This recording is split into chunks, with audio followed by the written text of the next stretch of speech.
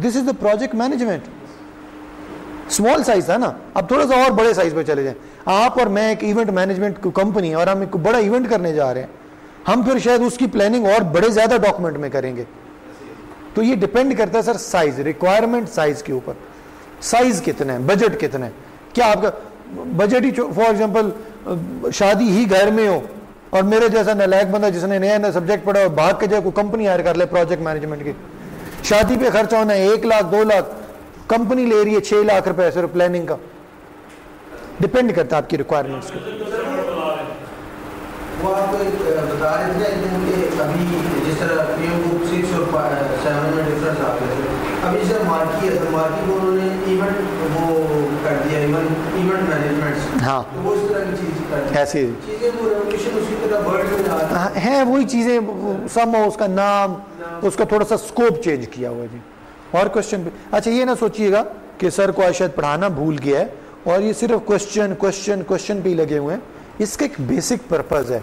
Basic purpose ये कि until unless हम अपनी बेसिक नहीं क्लियर कर लेंगे, एक चैप्टर्स पे नहीं आ जाएंगे, बिजनेस केस टेम्पलेट के तौर पे अभी हम क्या देख रहे हैं, अभी हम लोग जो डिस्कशन करें, अभी हम सब लोग स्पॉन्सर्स बने हुए हैं, अभी हम बोर्ड ऑफ डायरेक्टर्स का हिस्सा बने हुए हैं, कुछ बोर्ड ऑफ डायरेक्टर्स कैसे हैं और कुछ टेक्निकल टीम कैसे हैं जिन्होंने बिजनेस केस बनाया। जब ये डिस्कस हो जाएगा document, then we will become a project manager.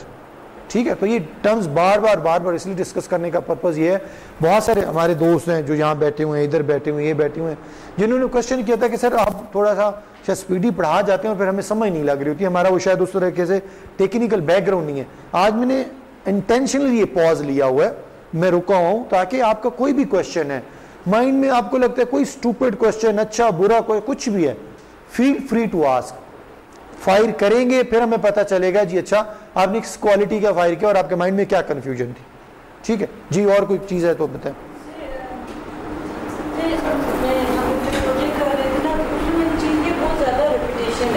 इसमें अच्छा हाँ,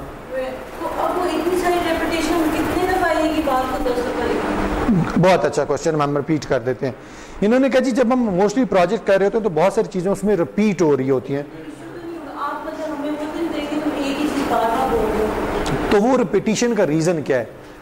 कीप इन माइंड जी वो जो रिपीटिशन है, फॉर एग्जांपल हम कहते हैं जी कोई इवेंट मैनेजमेंट हो रहा है, T20 का मैच होने जा रहा है, उसके हवाले से जब आप हर एक हेडिंग लिखेंगे ना, हर हेडिंग में कुछ वर्ड्स, कुछ फ्रेज, कुछ लाइन, कुछ पैराग्राफ रिपीट हो रहे होते हैं, वो ज़रूर होने होते हैं। रीज़न ये है प्रोजेक्ट एक है या काम एक है, उस एक्टिविटी को आपने डिफरेंट एंगल से देखना है। जब आप डिफरेंट एंगल से देखते हैं ना तो उसमें बहुत माइनर सी चेंजेस हो रही होती है लेकिन रिपीटिशन ज्यादा हो रही होती है, तो वो रिपीटिशन आपने करनी है। अगर अच्छा इसका भी एक टेक्निकल पॉइंट है, अगर हम उन चीज़ों की रिपीटिशन ना हो ना हमारी प्रोजेक्ट के अंदर तो उसमें एरर के चांसेस बहुत ज़्यादा आ जाएं। ऐसे ही है रिपीटिशन के मुझसे मुराद ये कि जिसने मैप के अंदर आपको इस रूम की सीवरेज का जो निज़ाम बना के देना है ना, तो वो इस चीज़ की भी अपने पैराग्राफ में लिख रहा होगा कि ये जो फर्श है किस मटेरियल का बना हुआ है, आपने इसकी फिलिंग दोबारा कैसे करनी है। आप कहेंगे यार जब मैं पिछली हेडिंग पढ़ रहा था जहाँ पे एक्चुअली ये लिखा हुआ था कि फर्श कैसे बनना है, उसमें भी तो यही लाइन लिखी हुई है, अब इसमें भी यही लाइन। सिर्फ पर्पस रिपीट करने का ये होता है कि वो जिसने हमारा ग्राउंड फ्लोर या फर्श बनाना है वो टीम और है और इलेक्ट्रिसिटी वाली टीम और है, तो वो रिपीटिशन का पर्पस ये है कि दोनों टीम सेम चैप्टर पे हैं कि नहीं है। अभी मैंने एक जनरल एक एग्जांपल कोट की, इस तरह कोई भी आपका प्रोजेक्ट हो सकता है, उसमें रिपीटिशन इस वजह से आ रही होती है और वो आती है। रिपीटिशन आना एक अच्छी चीज है, लेकिन ऐसा नहीं है कि हम वही बार बार ये देखें जी वाह जी वाह, सर इधर रखे ना इधर रखे, अच्छा चले नीचे रख दें, गुड थैंक यू यार। मैं जितना सीआर को तंग करता हूँ ना क्लास में, शायद कोई मैं आपको बताऊं, चले आज इन्होंने बताया तो मैं आपको बता देता हूं। सीआर का ग्रेड तो मैंने खुद देना है। सीआर के पास सिफारिश 2 लोगों की जनती होने की सिफारिश का राइट भी है। किसी 2 लोगों को ये कह देंगे कि सर इसका ये ग्रेड दे दें, उसका वो बगैर पूछे वो ग्रेड होगा। क्लास में ना आए सर मैं कहता हूं वो क्लास में रजिस्टर्ड ही ना हो, मैं रजिस्टर्ड ना हो, इससे बड़ी क्या बात हो सकती है सर? ये तो सीआर के पास राइट है, तो टीचर के पास तो 40 का क्या ये कोई सारे स्टूडेंट को मुझे हाँ, टीचर के पास राइट है जिसको पास करे या फेल करे। नहीं सर, ये उसने पास इतना राइट रखी है सर, वही जिस बड़ी ऑनर की बात है। जिस हाँ सर, डेफिनेटली देखें, बड़ी रिस्पॉन्सिबिलिटी है, बिलीव मी। मैं रात कितने बजे अब आपको मैसेज किया था ग्रुप में, कुछ 12-1 है ना। अभी देखें ना वो चीजें बेचारा हमारे लिए। फिर सबसे पहली बात, सेंस ऑफ रिस्पॉन्सिबिलिटी देखें। आप लोग लेट हो या ना हो, सीआर को पता है मैंने लेट नहीं होना। मैं आपने देखा होगा मेरी हर क्लास में एक आदत है, आते ही पूछता हूँ सीआर कहाँ है। तो एक बॉन्डिंग बन चुकी होती है हमारी। बहुत सारी अनाउंसमेंट है जो हमने सीआर के थ्रू करवानी होती है, तो इस वजह। अच्छा, एक्चुअली जो आपका क्वेश्चन था ना, मैं दोबारा रिपीट कर दूं प्लीज। एक चीज, हमारी रिकॉर्डिंग हो रही है, मैं डीएल स्टूडेंट्स के लिए बता दूं, कीप इन माइंड, एक चीज अपने ब्रेन से ना वॉश कर दें बिल्कुल। अगर आपने ये माइंड में सोच के पढ़ा ना, पता नहीं मैं पास होऊंगा या फेल होऊंगा, ये छोड़ दें। ये एक बहुत ऑर्डिनरी सी डिबेट है। सिर्फ ये माइंड में रख लें कि आपने लर्निंग लेके जानी है। आप लर्निंग लेके जाएं, जिस तरह भी आप मेरे साथ पार्टिसिपेट कर रहे होते हैं, हम एक कम्युनिटी की तरह, फैमिली की तरह, क्लास की तरह एक डिस्कशन कर रहे होते हैं। चंद 2, 4, 5, 6 फैक्टर हैं जिनसे मैं क्वेश्चन करता हूं, वो नहीं करते आंसर, बाकी वरना सब हर के अपना अपना कंट्रीब्यूट इतना करते रहे। ग्रेड डजंट मैटर जी। टीचर के पास इतनी अथॉरिटी है कि मैं ए भी दे जाऊं ना, कोई मुझे ये नहीं कहेगा जस्टिफाई करो ये क्यों दिया। और मैं किसी को फेल कर दूं, एक मेरा एक्सपीरियंस हो चुका है, इसी इदारे में हो चुका है। एक बंदे को मैंने एफ दिया था, तो नहीं, उसका ग्रेड वैसे एफ नहीं था, कम था, और उसने मुझे कॉल करके कहा, मैं उसका नहीं बता सकता डिस्क्लोज कि वो क्या बैकग्राउंड था उस बंदे का। उसने मुझे कॉल किया, सेड हाँ मुझे कैसे ग्रेड ये ऐसा कर सकते हैं फलां टाइम का। तो उसका बड़ा मिसबिहेव उसने। इवन मैंने उसको गूगल क्लासरूम की जी पूरी स्क्रीन शेयर कर दी कि आपका रिकॉर्ड है। वो ना माने जी, वो नहीं ये तो। मैंने कहा चलें ठीक है, मैं आपका रिजल्ट अपडेट करूँ। मैंने अपडेट करके उसको एफ कर दिया। एफ करने के बाद फिर मैंने उसे कॉल की, मैंने कहा मैंने एफ की है, मैनेजमेंट इज देयर, आप चाहे जिससे मर्जी बात कर ले, आप जाके बात कर लें। बात करते हैं मैनेजमेंट की, मुझे कॉल ही, मैंने बता दिया। मैनेजमेंट कभी भी इस चीज के हक में नहीं होती कि ए वाले को एफ दे दें या एफ वाले को ए दे दें। मैनेजमेंट भी ट्रांसपेरेंट, मैंने उनको पूरा बैकग्राउंड बताया। मैनेजमेंट सेड हाँ ठीक है, और वो माशाल्लाह यहाँ से फिर एफ ग्रेड का जो स्टैंड वाला पंखा था वो साथ लेके गया, तो हवा लेता रहा होगा बैठ के। तो ये चीज सोच निकाल दें जी प्लीज। तो सबकी परफॉर्मेंस हमारे सामने है ना जी, हमें तो पता है सब कितना कितना पार्टिसिपेट कर रहे हैं, तो ग्रेड का कोई इशू नहीं। प्लीज कोई क्वेश्चन?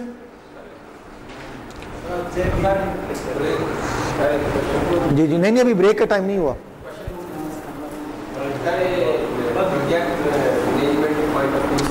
मैनेजमेंट हाँ शाबाश, हम ताकि इसको प्रोनाउंस अच्छे से करें। हमारा लर्निंग प्लेग्राउंड है ना अभी तो जी। क्या वर्ड है? शुरू से क्वेश्चन रिपीट करो। शाबाश।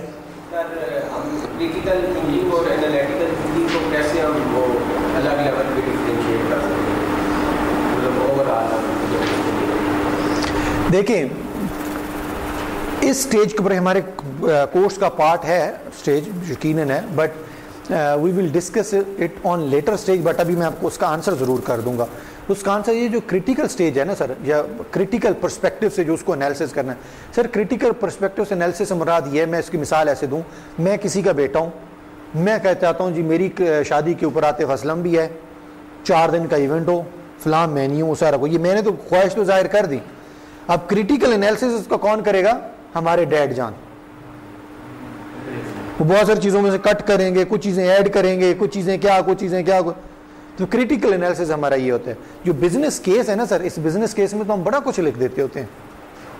हम ये भी लिखते हैं कि बड़ा सिस्टम लश पश होना चाहिए, हमारे जितने एम्प्लॉयज हैं सफाई होनी चाहिए, उनको मच्छर नहीं काटना चाहिए, एसी लगा होना चाहिए, प्रॉपर। ये मैंने बिजनेस केस में प्रपोज कर दी है। क्रिटिकल एनालिसिस उन्होंने करना है, क्योंकि उन्होंने अपनी पॉकेट की, अपने साइज, अपने प्रॉफिट, सब कुछ को देखना होता है। That called the critical analysis.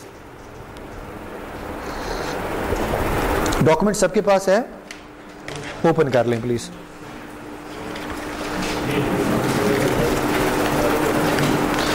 एक इंपॉर्टेंट अनाउंसमेंट रह गई थी, सुन लें। आप में से कुछ स्टूडेंट्स की ये डॉक्यूमेंट वाली असाइनमेंट सबमिट हो गई है, रिसीव भी हो गई है, मैंने उसको रिव्यू भी किया है। अभी उसको मैंने ग्रेड नहीं किया, मैं चांस दे रहा हूं दोबारा, क्योंकि ग्रेड हो गया तो फिर वो चेंज नहीं हो सकता। दो इश्यूज हैं। पहला इंपॉर्टेंट इश्यूज ये है कि आपने हर हेडिंग में एक मटेरियल देखा है, ठीक है, हर हेडिंग का एक मटेरियल है। आप अपना मटेरियल जब इससे कंपेयर करेंगे तो वो बहुत कम है। प्रोजेक्ट के नाम आपने गलत नहीं सोचे हुए, प्रोजेक्ट अच्छे सोचे हुए, लेकिन आप उसको ड्रिल डाउन नहीं कर रहे, आप उसको मैक्सिमम और एक्सप्लोर करें। नहीं तो ऐसा प्रोजेक्ट ले लें जो प्रोजेक्ट बहुत फेमस हो, या जो आपको लगता है कि मैं उस पर काम अच्छे से मुझे इंफॉर्मेशन मिल जाएगा, ठीक है। सो मटेरियल थोड़ा सा उसको एनहांस करें, चेक। नहीं, वो तो हमारी हेल्प के लिए, वो तो खाली टेम्पलेट है जी। तो आप उसको मटेरियल, जी क्वेश्चन जी। सर वो प्रोजेक्ट एक्सप्लेन करने का मकसद यही था सर, बिफोर टाइम कि उसके ऊपर थोड़ी सी आपकी गाइडेंस आ जाए, बजाय इसके लिए आपको पर्सनल मैसेज करते रहे। हाँ, मैं थोड़ी सी गाइडेंस दे दें उसको। दूसरा और सबमिशन थी, शायद आप माने नहीं आपको जो बोले, जो रिटर्न लिख दिया जाता है सर हाथ से सर, उसको उसमें एडिशन करना या उसको एक्सपेंड करना दोबारा से अनडू करना पड़ता है। नहीं, मैं उसका हल बताता हूँ जी। अगर मैं सबमिशन से, हाँ, अभी बंदे ने हैंड रिटन आपके पास सबमिट कर दिया और आपको पता है कि इसने हाथ से लिखा, अगर उसको लैपटॉप के ऊपर कर ले, उसमें उसका थॉट प्रोसेस भी ज़्यादा चलेगा, वो उसको अनडू भी कर सकता है, उसको रीडू भी कर सकता है, तो उसमें सर ज़्यादा बेहतर एक प्रोडक्ट सामने आता है। सर आपकी बड़ी पॉजिटिव थिंकिंग होगी, मैं अप्रिशिएट करता हूँ, लेकिन मैं भी कोई इसी क्लास का स्टूडेंट हूँ नालायक। मैंने नेट से कोई कॉपी मटेरियल किया, वहाँ पेश कर दिया, आपने 3 घंटे लगा के टाइप किया, मैंने 3 सेकंड लगा के पेस्ट किया, आपको भी मैंने 12 नंबर दिए, मुझे भी 12 नंबर हैं। जस्टिफाई करती है ये चीज़? सर जस्टिफाई नहीं करती, बट एक बंदे ने साइन दे दिया, लिखा कि मैंने हैंड रिटन लिखा है और मेरी अपनी एफर्ट है। अब मैं इसको उस पॉइंट ऑफ व्यू से लेके जाना चाहता हूँ कि मैं एक स्ट्रॉन्ग चीज़ बना दूँ। मैं सर अब उसका भी हल देता हूँ। आपने फॉर एग्जाम्पल रिकमेंडेशन की एक हेडिंग लिखी, सबमिट करवा दी। अभी मैंने कहा कि यार मटेरियल इसमें कम है।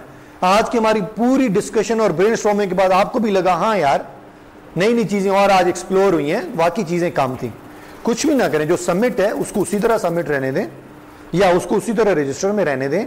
आप अपने रजिस्टर का नेक्स्ट ब्लैंक पेज ओपन करें, दोबारा रिकमेंडेशन की हेडिंग दें, ऐसी चीजें जो पहले नहीं आपने कवर की दोबारा उसमें लिख दें।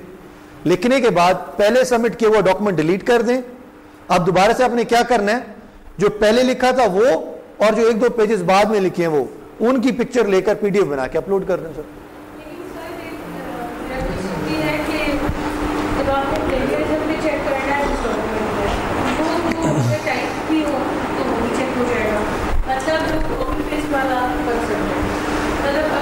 उस प्लेजरिज्म मैं साथ साथ आंसर करता हूँ।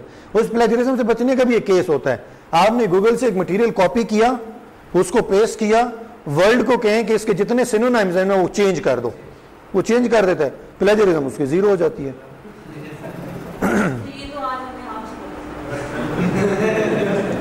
हम डिफरेंट एक दो यूनिवर्सिटीज़ का, मैं डिग्री सुपरवाइज़र भी हूँ, पहले भी रहा, तो हम जब उनके फाइनल ये प्रोजेक्ट चेक करते हैं ना, तो हम डेफिनेटली हमें इन तमाम फनकारियों का पता होगा तो हम उन्हें पकड़ेंगे।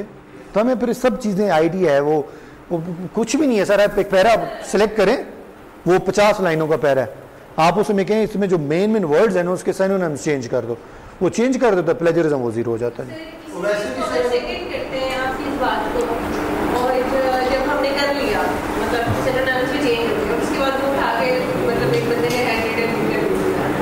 अब इसका भी आंसर करता हूँ। उसने सिनोनिम्स भी चेंज कर लिया, अब उसने हैंड रिटन से करने किया। साइंस हमारी कहती है, साइकोलॉजी हमारी ये कहती है कि जब आप लिख रहे होते हैं ना, आपका ब्रेन, आईज, एयर सब एक्चुअली आप याद कर रहे हैं उसे। मैडम आपने एक पैरा की 10 लाइनें लिखी, 3 लाइनें तो आपको याद हो जाएंगी। हम यही चाहते हैं बस। असाइनमेंट का सबमिशन का पर्पस सिर्फ एक चीज है, आप एक प्रैक्टिस से गो थ्रू हो, पूरी दुनिया के इंटरनेट पे टर्म्स देखें, नहीं पता चली लिख लें, मेरे पास लें। इंस्टेड आप ऑर्गेनाइजेशन में जाएं, वहां पे आपके सामने कोई वो टर्म्स बोल रहा हो, आपके पता नहीं है क्या बोल रहा है, आप प्रिपेयर हो जाए, बस ये हमारा पर्पस है। अगर टाइम नहीं कर रहे हैं, मतलब एक बंदा अगर प्रॉपर्ली काम करता है तो देखो मतलब अब ये देखे ना, अब अगर मैंने यही पूरी रात सोचते रहे कि ये तरीका कैसे निकालना है नहीं कर रहे, सॉफ्ट में करना टाइप तो करना ही नहीं है ना, वो तो मैंने चैप्टर ही क्लोज कर दिया जी। वो तो आप कहें ना कि सर पे मैंने मुकद्दस किताब रख ली और साथ टाइपिंग कर रहा हूं, फिर भी नहीं मानना जी। वो जो मैनेजमेंट और मैनेजमेंट है ना सर, जो बोले कि हमने अडॉप्ट किए सर, हमारा मसला है थोड़ा सा। हम जो पंजाबी पढ़ाना है, पहले हम पश्तो पंजाबी से उर्दू में ट्रांसलेट करते हैं, देन हम ट्रांसलेट उर्दू में ट्रांसलेट इन इंग्लिश के। यार ये मैंने वो कितना थॉट प्रोसेस चलता है सर, ये थॉट प्रोसेस हमारा जाया हो जाता है। नहीं नहीं ये वेस्ट में चला है हमारा थॉट प्रोसेस। ये है कि हमने प्रोडक्ट क्या लानी। देखिए, आपने एक पैरा पढ़ा इंटरनेट से, आपने पहले उसको अंडरस्टैंड किया, फिर उसको आपने वर्ड में अपने कन्वर्ट किया, सोचा ना अच्छा ये कह रहा है, फिर अब जब आपने अपने हाथ से लिखा ना तो 3 प्रोसेस से आप गुजरे, तो एक्चुअली आपको वो कॉन्सेप्ट समझ लगा। अब उस एक पैरा के अगेंस्ट आप 2 लाइंस भी लिखेंगे ना, वो इतनी क्रिस्प और इतनी प्रिसाइज लाइन होगी कि आपको ये पता होगा मैं लिख क्या रहा हूं। तो सिर्फ ये एक्टिविटी, एनीवे एक्टिविटी जी हैंड रिटन ही रहेगी, हम इसके ऊपर अपना टाइम ज्यादा नहीं वेस्ट करते। सर देखिए, मैंने जो आपने फर्स्ट टाइम, क्योंकि आपने पहले इतना डरा दिया था कि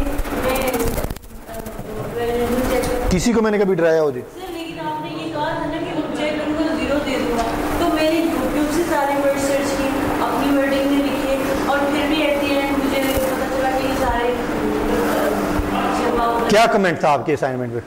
ये कि आपके इररिलेवेंट जवाब थे, जो आपकी जो वर्ड्स थे ना उससे रिलेटेड नहीं थे, और मैंने वो सम कोर्स एक और वर्ड था उसको मैंने यूट्यूब में सर्च किया, उसकी पूरी वो मॉडल में भी पढ़ा, फिर उसको मैंने लिखा भी, और एट द एंड वो कह रहे हैं इररिलेवेंट। अब ये क्वेश्चन आप बहुत लेट वैसे रेज किया है, पहले कर लेते मैं उसका आंसर भी कर देता, मैं दोबारा भी आंसर कर देता हूँ। कीप इन माइंड, एक टर्म है, कोई भी टर्म है, उस टर्म की हर ऑर्गेनाइजेशन हर कॉन्सेप्ट के अकॉर्डिंगली मीनिंग्स चेंज है। हो सकता है मैं कोई एक टर्म XYZ सर्च करता हूँ, चलें मैं हाँ माइलस्टोन, ये एक वर्ड अजाइल है, आप अजाइल का ना सर यूट्यूब पे जाएं और मीनिंग है, गूगल पे जाएं और मीनिंग है, सुनते जाइएगा आप।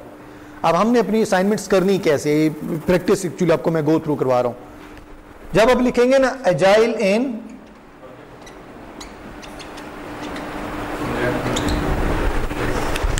सब लोग लिंक ओपन करके देख लें, सबका सेम कॉन्सेप्ट असाइनमेंट्स में नजर आ रहा होगा।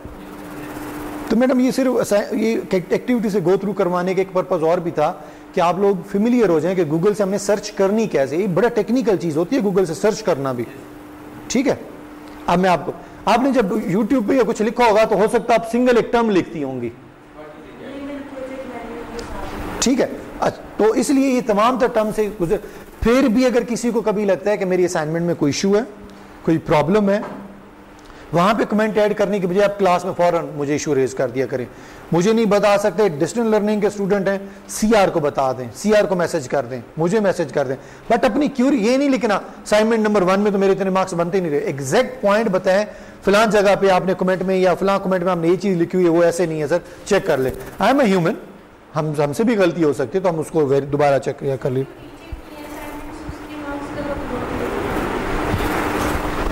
वो मोस्ट प्रोबेबली आज हो जाएंगे। सॉरी,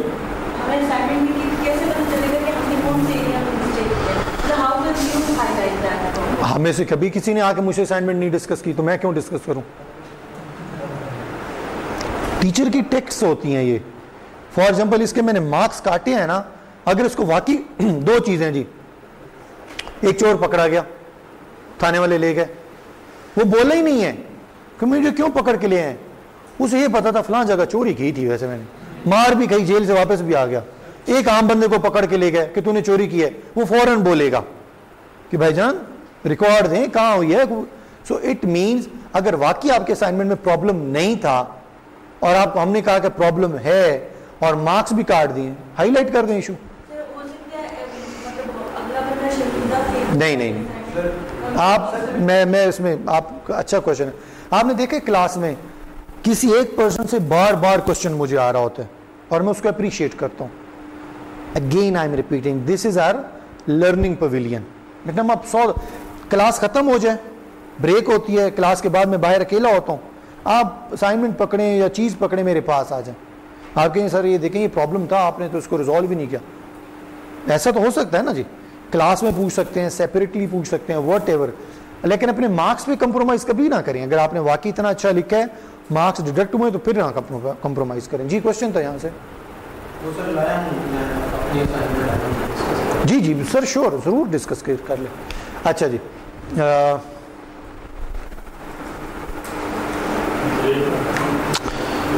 ब्रेक अभी करते हैं, क्वेश्चन की तरफ आते हैं। पहले डॉक्यूमेंट सबके पास है, किस किस के पास डॉक्यूमेंट नहीं है? आपका को नहीं यार, आप जी आप लास्ट क्लास में कहाँ थे?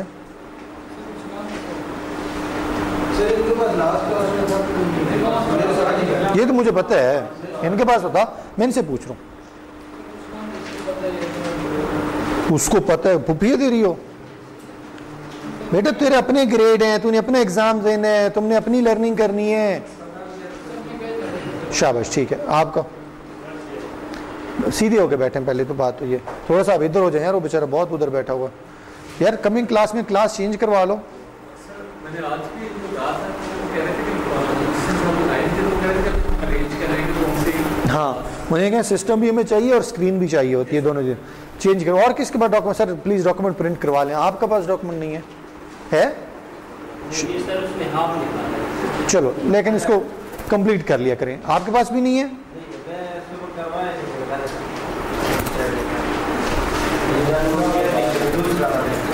अच्छा चलिए,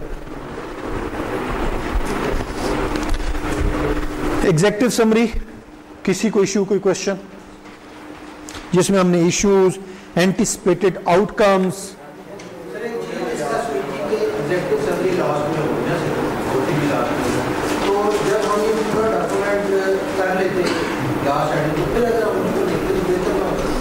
मैं रीजन बताता हूं।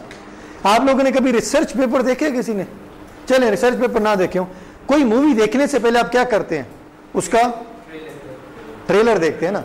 ये एग्जेक्टिव समरी की 4 लाइनें पढ़ के ना बोर्ड ऑफ डायरेक्टर डिसाइड कर लेगा। सर वो जब ट्रेलर का बनते जब पूरी मूवी बन जाती है ना सर, तो मैं ये चाह रहा था कि सर हमें अंडरस्टैंडिंग के लिए होगी, हम पूरा देखते हैं और एंड में लिखते हैं, फिर आप। सर आप बिल्कुल ठीक कह रहे हैं, डेफिनेटली पूरा थॉट प्रोसेस हुआ, उसके बाद ही एग्जेक्टिव समरी सामने बनी, ये मैं एग्री करता हूं। बट मैं बात कर रहा हूं इंटरनेशनली, जो पैटर्न है ना, हम उसको फॉलो एक्चुअली करना चाह रहे हैं, उस पैटर्न के अकॉर्डिंगली फर्स्ट पे आती है। पेपर लिखने का जो भी पेपर लिखा जाता है उसका एक थॉट प्रोसेस होता है, पहले थॉट प्रोसेस होता है, फिर होता ऐसी है, प्रॉब्लम होती है, उसका एनालिसिस होता है, एनालिसिस। इवन अगर आप रिसर्च पेपर्स भी देखें ना, डिफरेंट रिसर्च पेपर, तो पूरा रिसर्च पेपर पढ़ने की बजाय शुरू में एक एब्स्ट्रैक्ट के नाम की एक हेडिंग होती है, वो एक्चुअली बताता है कि पेपर किस चीज के बारे में। और डेफिनेटली जी वो एब्स्ट्रैक्ट जो है वो पूरे पेपर की रिसर्च के बाद ही एब्स्ट्रैक्ट बना है ना, वो एंड पे लिखना चाहिए था। बस एक स्टैंडर्ड्स हैं अक्रॉस द वर्ल्ड, तो इस वजह से हम भी वही फॉलो कर रहे हैं जी। अब ये किया जा सकता है कि दोबारा एंड में एक दफा एग्जेक्टिव समरी लिखी जाएगी, और मैंने जो पहले लिखी थी उसमें क्या डिफरेंस किया है, कर सकते हैं। क्वेश्चन था यहाँ से कोई? सर मेरा था ये सिर्फ रेलेवेंट इससे ये कि अभी हम लोग ने जो असाइनमेंट है वो 3.2 कर दिया जी।